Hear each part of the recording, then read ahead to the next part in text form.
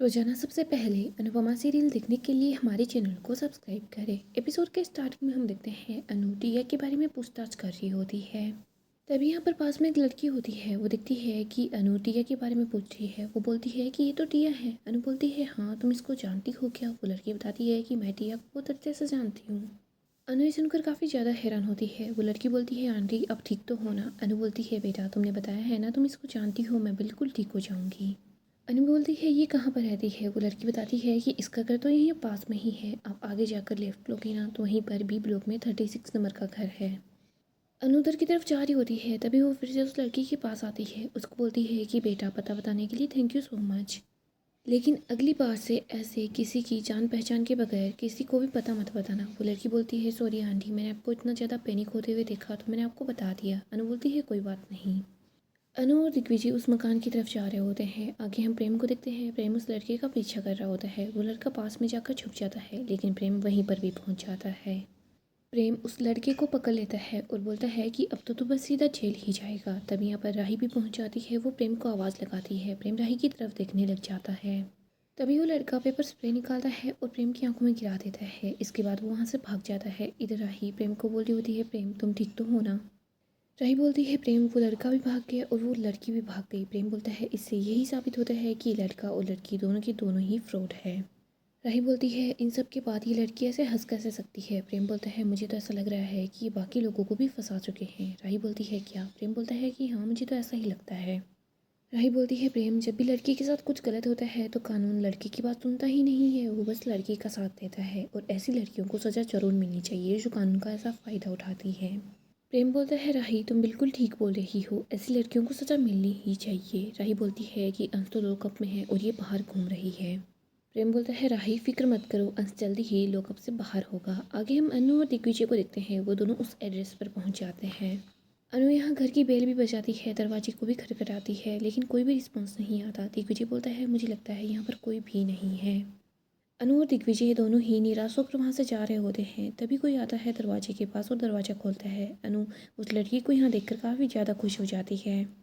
यहाँ पर अनु एक लड़की को देखती है। वो उसको बोलती है कि टिया शर्मा यहाँ पर है क्या। वो लड़की बताती है कि आप लोग कौन हो। अनु बताती है कि मैं अंसा की फैमिली हूँ। वो लड़की बोलती है आप लोगों को पहले ही टिया ने बताया था, वो इन झमेलों में नहीं पड़ना चाहती, प्लीज़ आप यहाँ से चले जाइए। वो लड़की घर का दरवाज़ा बंद करने की कोशिश कर रही होती है, बट अनु से बात करने की कोशिश करती है। वो लड़की जैसे ही दरवाज़ा बंद करती है तो अनु के हाथ में चोट लग जाती है। वो लड़की अनु को बोलती है कि आपको लग गई होगी, बहुत ज़्यादा दर्द हो रहा होगा। अनु बोलती है कि ये दर्द उस दर्द के सामने कुछ भी नहीं है। वो दर्द मुझे तब हुआ था जब पुलिस मेरे निर्दोष बच्चे को ले गई थी और उसको लॉकअप में बंद कर दिया। अनु बोलती है मैं तुम्हारी डर को समझती हूँ। हर मिडिल क्लास यही समझता है, सोचता रहता है कि उन लोगों को कोर्ट कचहरी के चक्कर में नहीं पड़ना। तुम दरवाजे के इस तरफ हो, अगर तुम मेरी जगह पर होती और तुम्हारी बहन कोई मुसीबत में होती, तुम मदद के लिए जाती, ऐसे ही तुम्हारे मुंह पर कोई दरवाज़ा बंद करता तो तुम्हें कैसा लगता। बेटा तुम मेरे अंश को जानती नहीं हो, वो हमेशा सब लोगों की मदद करता है। अगर तुम्हें कभी भी कोई भी प्रॉब्लम होगी ना तो मेरा अंश तुम्हारी मदद के लिए ज़रूर आ जाएगा और बदले में सामने वाले से कोई भी चीज़ की उम्मीद नहीं रखता। वो बहुत अच्छा इंसान है, सबकी मदद करता है। पता है क्या सबसे अच्छे लोगों की बड़ी प्रॉब्लम क्या होती है। वो ये समझते हैं कि दुनिया के बाकी के लोग भी उनकी तरह बिल्कुल अच्छे हैं। अंश ने तो उस लड़की का भी भला चाहा था, उसकी मदद की थी, लेकिन उस लड़की ने झूठा ही अंश को फंसा दिया। तुम चाहो तो रिया से पूछ सकती हो या फिर अंश के बारे में तुम सोशल मीडिया से जान सकती हो। आजकल किसी इंसान के बारे में जानना बहुत ज़्यादा आसान हो गया है। मेरे अंश को बेवजह ही फंसाया जा रहा है। अगर तुम चाहती हो तो तुम मेरे अंश को बचा सकती हो, तुम हमारी मदद कर सकती हो। टिया ही हमारी एक आखिरी उम्मीद है। तुम्हें टिया से बात करनी होगी और अगर तुमने कुछ भी नहीं किया ना तो मेरे निर्दोष बच्चे के दामन पर जीवन भर के लिए दाग लग जाएगा। दिग्विजय बोलता है बेटा तुमने सोशल मीडिया पर देखा होगा, अगर कोई मुसीबत में होता है तो लोग उसका वीडियो बनाते रहते हैं, लेकिन कोई आगे बढ़कर उसकी मदद करने को तैयार नहीं होता। अनु बोलती है बेटा अगर तुम मेरी मदद करोगी तो शायद हो सकता है तुम्हें थोड़ी सी प्रॉब्लम हो जाए, तुम्हें कुछ घंटों के लिए पुलिस स्टेशन जाकर बैठना पड़े, लेकिन मैं तुमसे प्रॉमिस करती हूँ जहाँ तक हो सके तुम्हें पुलिस स्टेशन नहीं जाना होगा। प्लीज़ तुम इस माँ की मदद कर दो। मेरे बेटे की पूरी ज़िंदगी का सवाल है। मेरा अंश बहुत ज़्यादा खुददार है, वो इतना बड़ा इल्ज़ाम सहकर कभी नहीं जी पाएगा। अनु हाथ जोड़ती है, उसके सामने गिड़गिड़ाती है, उसको बोलती है कि बेटा प्लीज़ हमारी मदद कर दो, लेकिन वो लड़की दरवाज़ा बंद करके वहाँ से चली जाती है। दिग्विजय बोलता है, चलिए अनुपमा जी, अगर ये हमारी मदद नहीं करना चाहती तो हम कुछ भी नहीं कर सकते, हम इनको मजबूर नहीं कर सकते कि ये हमारी मदद करें। यहाँ से चलिए, हमें कोई और रास्ता ही ढूंढना होगा। अनु और दिग्विजय दोनों ही अपसेट से होते हैं, वहाँ से जा रहे होते हैं। तभी घर का दरवाज़ा फिर से खुलता है। वो लड़की सामने ही होती है। वो अपना फ़ोन लेकर आती है, अनु की तरफ अपना फ़ोन बढ़ाती है। वो लड़की बोलती है, जब टिया ने वो वीडियो देखा तो वो काफ़ी ज़्यादा डर गई। उसने पहले ही मुझे ये वीडियो फॉरवर्ड कर दिया था। वो पुलिस स्टेशन नहीं जा पाएगी, लेकिन मैं आपको ये वीडियो भेज सकती हूँ। अनु देखती है कि इस वीडियो में वो लड़का और वो लड़की दोनों झगड़ रहे हैं। यहाँ पर तभी पास से अंश आता है तो वो लड़का जानबूझकर उस लड़की को धक्का मार देता है। अनु ये वीडियो पुलिस को भी दिखा देती है। अनु इंस्पेक्टर को बोलती है कि सर, आपने देखा है ना, ये दोनों एक नंबर के फ्रॉड है, इन दोनों को सज़ा मिलनी चाहिए। यहाँ पर हम देखते हैं अनु के साथ दिग्विजय भी होता है, प्रेम और राही भी यहीं होते हैं। अनु बोलती है, सर ऐसे लड़के और लड़कियां हैं ना, शरीफ घर के बच्चों को ऐसे ही बेवकूफ़ बनाते होंगे, उनसे पैसे हटते होंगे। दिग्विजय बोलता है, शरीफ घर के लड़के लड़कियां तो पुलिस स्टेशन में आकर रिपोर्ट भी नहीं करते होंगे कि उनके साथ क्या कुछ हो रहा है। राही बोलती है, हाँ सर, ये लोग जितने ज़्यादा स्ट्रॉन्ग दिखते हैं वैसे होते नहीं हैं, अपनों से ये बातें करने में घबरा जाते हैं, और कुछ कुछ तो ऐसे होते हैं जो अपनी जान तक दे देते हैं। प्रेम बोलता है, ये सब कुछ सिर्फ इन जैसे फ्रॉड लोगों की वजह से होता है। सर, आपको इन लोगों को कड़ी से कड़ी सजा देनी होगी। अनु बोलती है, सर वो तो हमें अपने अंश पर पूरा का पूरा भरोसा था, लेकिन अगर हम लोगों को ये सबूत नहीं मिलता तो। सर, मैं आपसे इतनी रिक्वेस्ट कर रही हूँ, अगली बार अगर आपके पास ऐसा कोई केस आए तो प्लीज़ आप लड़के के बारे में भी कुछ जान लीजिएगा। क्या पता लड़का अच्छा हो, लड़की उसको बेवजह ही फंसा रही हो, वरना ऐसी सिचुएशन में लड़की की पूरी ज़िंदगी ख़राब हो जाती है। इंस्पेक्टर बोलता है कि आप बिल्कुल सही बोल रही हैं, मुझसे गलती हो गई, मुझे समझ नहीं आ रहा मैं शर्मिंदा हूँ या फिर आप लोगों का आभार व्यक्त करूँ। इंस्पेक्टर बोलता है, आप फिक्र मत कीजिए, ये लोग बाहर इतना बड़ा कांड करके जो घूम रहे हैं ना, इनको मैं जल्दी ही पकड़ लूँगा और आपके सामने पेश भी करूँगा। अनु बोलती है, सर मेरा बच्चा। इंस्पेक्टर कांस्टेबल को बोलता है कि जाओ वंश को लेकर आ जाओ। आगे हम गौतम को देखते हैं। गौतम के पास वो लड़का और लड़की पहुंच जाते हैं। गौतम उन दोनों पर गुस्सा करता है, उनको बोलता है, मैंने तुम लोगों को मना किया था कि घर पर मत आना, लेकिन तुम लोग यहाँ पर भी पहुँच गए। वो लड़का बोलता है, सर हम क्या करते, आपने हमारा फ़ोन नहीं उठाया था तो हम लोगों को यहाँ पर आना पड़ा। सर वो लोग हमारे पीछे पड़ गए हैं, हम और कहाँ जाते, आप ही को कुछ करना होगा, हमारी हेल्प करनी होगी। तभी गौतम को ख्याति की आवाज़ सुनाई देती है। ख्याति सबको बताती है कि अनुपमा बहन ने सब कुछ ढूंढ लिया है और वो लोग जल्दी ही अंश को छुड़ा लेंगे। वो लड़की बोलती है, सर प्लीज़ हम लोगों को बचा लो। गौतम बोलता है कि पुलिस अब तुम लोगों को ढूंढने में लग जाएगी, लेकिन तुम लोग याद रखना कि मैं क्या चीज़ हूँ, अगर कुछ भी करने की कोशिश की ना तो मुझसे बुरा कोई नहीं होगा। तुम लोग बस छुप कर बैठ जाओ, मैं अहमदाबाद से बाहर जाने की तुम लोगों की कोई ना कोई इंतजाम कर दे रहा हूँ। जब सब कुछ रेडी हो जाएगा तो मैं तुम लोगों को कॉल कर दूंगा। गौतम तो काफ़ी ज़्यादा गुस्से में होता है। आगे हम पुलिस स्टेशन का सीन देखते हैं। अनु अंश का ही वेट कर रही होती है, तभी अंश दौड़कर अपनी अनुमा के पास आता है, उसको गले लगा लेता है। अंश रो रहा होता है। अनु बोलती है, अब बस भी कर दे, देख तो बाहर भी आ गया है। अंश बोलता है, अनुमा आपने मुझे बचा लिया, वरना मैं तो शर्म के मारे ही मर जाता। अनु बोलती है, अंश ऐसी बातें नहीं करते, तूने किसी के साथ गलत नहीं किया तो कान्हा जी तेरे साथ गलत कैसे होने दे सकते थे। अनु प्रेम की तरफ देख रही होती है। इधर अंश प्रेम के पास आता है। प्रेम उसको गले लगा लेता है। अंश बोलता है, थैंक यू प्रेम, तुमने मुझ पर भरोसा किया, जितना उस वीडियो में था तुमने तो बस वही देखा था। प्रेम बोलता है, अंश मैं तुम्हें बहुत अच्छे से जानता हूँ, तुम ऐसा कभी नहीं कर सकते। इसके बाद अंश राही के पास आता है, उसको गले लगा लेता है। फिर अंश दिग्विजय के पास आता है। दिग्विजय भी अंश को गले लगा लेता है। सब लोग काफ़ी ज़्यादा खुश होते हैं कि फाइनली अंश बाहर आ गया है। अनु बोलती है, अंश अब हम घर भी चलते हैं, प्रेरणा वहाँ पर तुम्हारा वेट कर रही होगी। इधर हम दिग्विजय को देखते हैं। वो प्रेम के पास आता है। वो प्रेम को बोलता है कि जब मैं तुमसे पहली बार मिला था तभी मुझे समझ आ गया था कि तुम अपनों के लिए मर मिटने वाले हो। राही वो तकदीर वाली है और ये समझदार भी है जो इसने तुम्हें चुना है। प्रेम और राही वहाँ से जाने लगते हैं, तभी अनु प्रेम को रोक लेती है। अनु हाथ जोड़कर प्रेम को थैंक यू बोलती है और बोलती है, तुम ना होते तो हम लोग अंश से बात कर सकते, ना ही उसकी पीठ थपथपा पाते। प्रेम, तुमने अंश को निर्दोष साबित करने के लिए अपनी जी जान लगा दी, उसके लिए बहुत बहुत धन्यवाद। कान्हा जी तुम्हारे अंदर की सच्चाई को हमेशा जिंदा रखे। प्रेम बोलता है कि भेद को भुलाया जा सकता है, लेकिन जो नफरत होती है वो हमेशा दिल में रहती है, उसको कभी नहीं भुलाया जा सकता। आपके लिए मेरे दिल में हमेशा ऐसे ही नफरत बनी रहेगी, और जब तक तो बनी रहेगी जब तक ये मैं कंपटीशन जीत नहीं चाहता। ना तो मैं कुछ भूला हूँ और ना ही मैं आपको कुछ भूलने दूंगा। Anupama Joshi, all the best. इसके बाद प्रेम वहाँ से चला जाता है। राही भी उसके साथ चली जाती है। अनु सोच रही होती है, कान्हा जी अंश के साथ जो कुछ भी हुआ वो आपने बिल्कुल ठीक कर दिया। मुझे पता है जल्दी ही प्रेम भी पहले के जैसा हो जाएगा, सब ठीक हो जाएगा। अगली सुबह हम अनु को देखते हैं जिसको बार बार प्रेम की बातें याद आती है। वो काफ़ी ज़्यादा दुखी हो जाती है। तभी यहाँ पर अंश आता है, अपनी अनुमा को गले लगाता है। वो बोलता है थैंक यू अनुमा। अनु बोलती है दुनिया के सबसे अच्छे बच्चे को अपनी माँ को थैंक यू बोलने की ज़रूरत नहीं है। अंश बोलता है अच्छा ठीक है, माँ को थैंक यू नहीं बोल सकते बट भगवान को तो बोल सकते हैं ना। अनु बोलती है अंश कुछ भी। अंश बोलता है अनुमा आप मेरे लिए मेरी भगवान है। अनु बोलती है ऐसी बातें मत कर। अंश बोलता है अनुमा आपको पता है क्या, प्रेरणा का भरोसा, दिग्विजय सर, प्रेम का साथ और आपकी हिम्मत ही तो मुझे वापस लेकर आई है। अनु बोलती है दुनिया की कोई भी ताकत एक माँ के गोद से उसके बच्चे को नहीं छीन सकती, फिर एक झूठे इल्जाम की औकात ही क्या।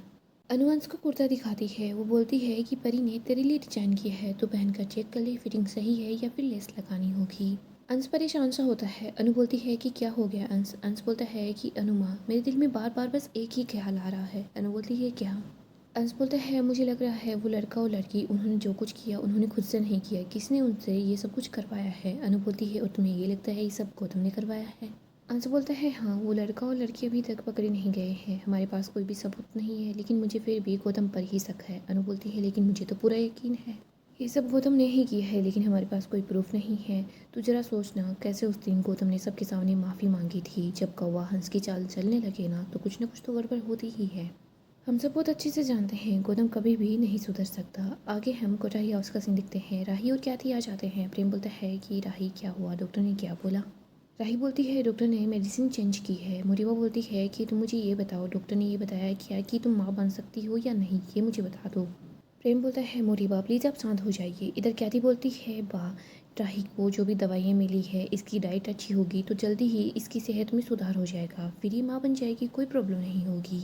मुरीबा बोलती है मतलब अब तक कुछ भी नहीं बदला, तब से लेकर अब तक अपनी सेहत को तो नहीं सुधार पाई, मुझे खुशखबरी कैसे दे पाएगी।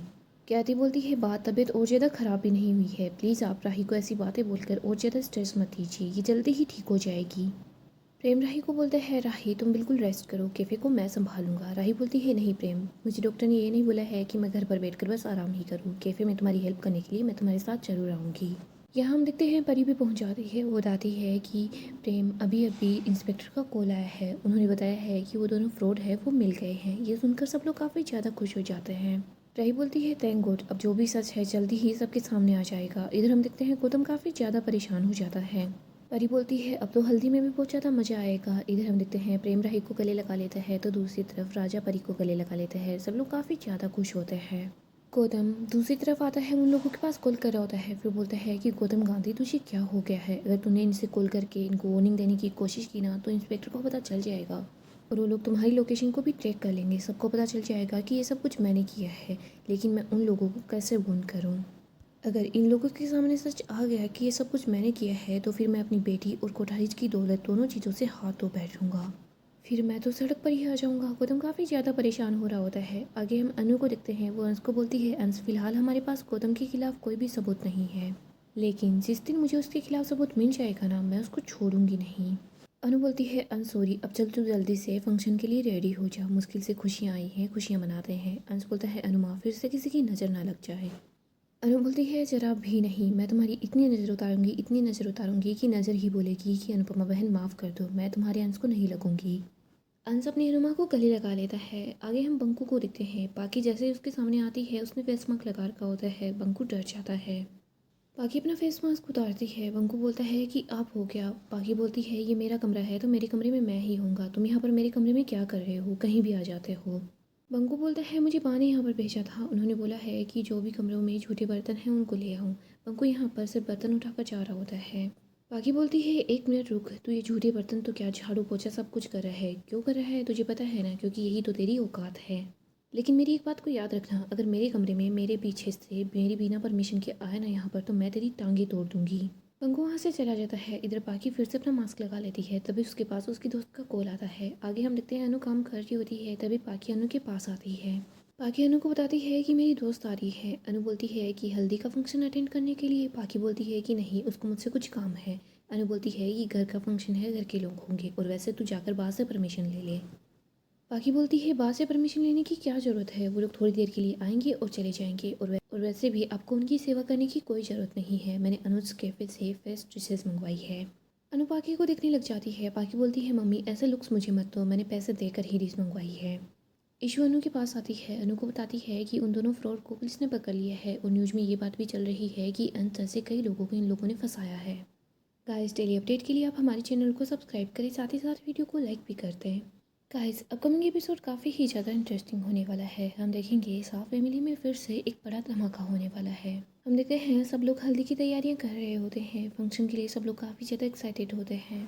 अनु हल्दी पीस कर भी रख लेती है। वो लोग फंक्शन की स्टार्ट कर लेते हैं। सब लोग मिलकर अंश और प्रेरणा को हल्दी लगाते हैं। फिर हम देखते हैं यहाँ पर सभी घर वाले मिलकर डांस करते हैं। दूसरी तरफ हम बंकू को देखते हैं जो इशू के लिए ईयरिंग्स लेकर आता है। बंकू इशू के साथ ही होता है, वो उसको वो ईयरिंग पहना रहा होता है। तभी यहाँ पर पाकी पहुँच जाती है जो बंकू के हाथ से वो ईयरिंग छीन लेती है। पाकी बंकू का कॉलर पकड़ती है, उसको सब लोगों के सामने लेकर आ जाती है। पाकी सब लोगों को बताती है कि ये सब कुछ क्या चल रहा था। अनु बोलती है कि क्या हो गया, तुम इतना गुस्सा क्यों कर रही हो।